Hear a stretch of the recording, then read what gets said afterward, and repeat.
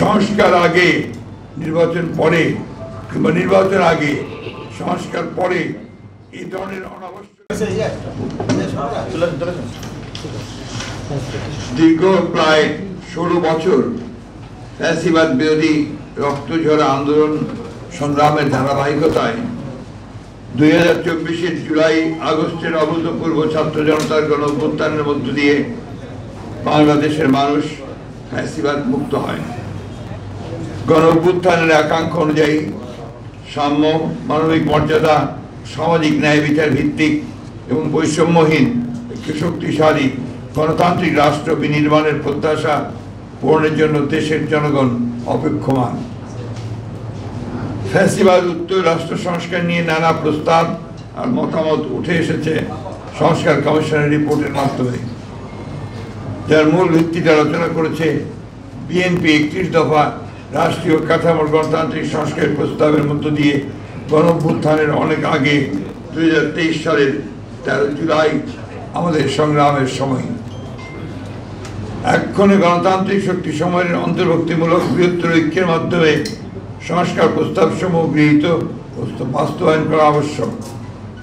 জনপ্রত্যাশা অনুযায়ী সংস্কার প্রস্তাবগুলোর সাংবিধানিক ও আইনি ভিত্তি প্রদানের জন্য একটি নির্বাচিত সংসদই কেবল উপযুক্ত ফোরাম। বিদ্যমান ফ্যাসিবাদ বিরোধী জাতীয় ঐক্য এই দেশ এবং দেশের মানুষের মূল চালিকা শক্তি। এই ঐক্যকে অক্ষুণ্ণ রেখে এই দেশকে এগিয়ে নিয়ে যেতে হবে, এর কোনো বিকল্প নেই। এই ঐক্যের চর্চাকে আমাদের রাজনৈতিক সংস্কৃতিতে পরিণত করতে হবে। আমরা এমন কোনো পদক্ষেপ নিতে পারি না যাতে করে ফ্যাসিবাদ বিরোধী জাতীয় ঐক্য, গণ ঐক্য বিনষ্ট হয় অথবা ফাটল ধরে। সুতরাং অন্তর্বর্তী সরকারকে সর্বোচ্চ নিরপেক্ষতার অবস্থান বজায় রাখতে হবে। কোনো মহলকে রাজনৈতিক ফায়দা হাসিলের এজেন্ডা যেন সরকারের কর্মপরিকল্পনার অংশ না হয়, সেদিকে সজাগ দৃষ্টি রাখতে হবে। প্রিয় সাংবাদিক বন্ধুগণ, সংস্কারের উদ্দেশ্য হল জনগণের জীবনমানের উন্নয়ন, জনসাধারণ জীবন ও সম্পদের নিরাপত্তা বিধান এবং জবাবদিহিতা ও আইনের শাসন নিশ্চয়তা বিধান করা, সর্বোপরি দেশের স্বাধীনতা সর্বত্র থেকে সুরক্ষিত করা। সংস্কার আগে নির্বাচন পরে কিংবা নির্বাচন আগে সংস্কার পরে এই ধরনের অনাবশ্যক বিতর্কের কোনো অবকাশ নেই। যেহেতু সংস্কার কি চলমান প্রক্রিয়া, সংস্কার ও নির্বাচন প্রক্রিয়া দুটোই একসাথে চলতে পারে। রাজনৈতিক দলগুলোর ঐক্যমতের ভিত্তিতে একটি চার্টার অফ রিফর্মস সংস্কার সনদ তৈরি হতেই পারে।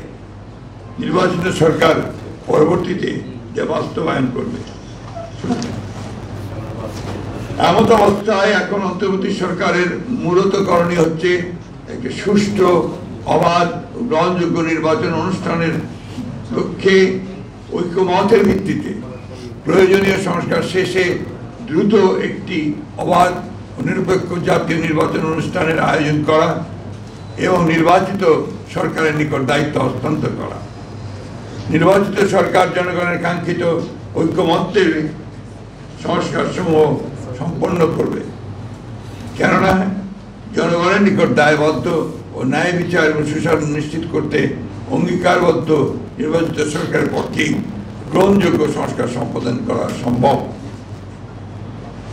অন্তর্বর্তী সরকারের কোনো কোনো উপদেষ্টা ক্ষমতায় থেকে রাজনৈতিক দল গঠন প্রক্রিয়ায় প্রত্যক্ষ পরোক্ষভাবে জড়িত থাকায় জনমনের সংশয়ের সৃষ্টি হয়েছে।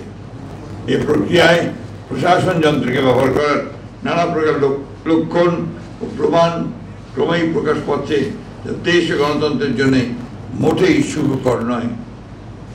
প্রিয় সাংবাদিক ভাই ও বোনেরা, জাতীয় ঐক্যমত্য কমিশন কর্তৃক প্রেরিত স্প্রেডশিটে যে অপশন পছন্দগুলোর ঘরে ঠিক চিহ্ন দিতে বলা হয়েছে, তাতে একটি বিষয়ে প্রতিহত হয়েছে যে বিষয়গুলো প্রস্তাব আকারে আসতে পারত তা প্রস্তাব না রেখে লিডিং কোশ্চেনের আকারে হ্যাঁ বা না উত্তর দিতে বলা হয়েছে। যেমন প্রস্তাবগুলো গণপরিষদের মাধ্যমে বাস্তবায়ন চাই কিনা হ্যাঁ বা না বলুন, কিন্তু প্রথমে সিদ্ধান্ত আসতে হবে যে গণপরিষদের প্রস্তাবে আমরা একমত কিনা। একইভাবে গণভোট ও গণপরিষদ এবং আইনসভা হিসাবে নির্বাচিত সংসদের মাধ্যমে প্রস্তাবগুলো বাস্তবায়ন চাই কিনা ইত্যাদি হ্যাঁ বা না বলুন। সংবিধানের প্রস্তাবনার প্রিয়াম্বল মতো অতি গুরুত্বপূর্ণ বিষয় সংস্কার কমিশনের সুপারিশে থাকলেও তাই স্প্রেডশিটে উল্লেখ করা হয়নি। স্প্রেডশিটে 70টি প্রস্তাব উল্লেখ করা হলেও মূল প্রতিবেদনে সুপারিশের সংখ্যা প্রায় 123টির মতো।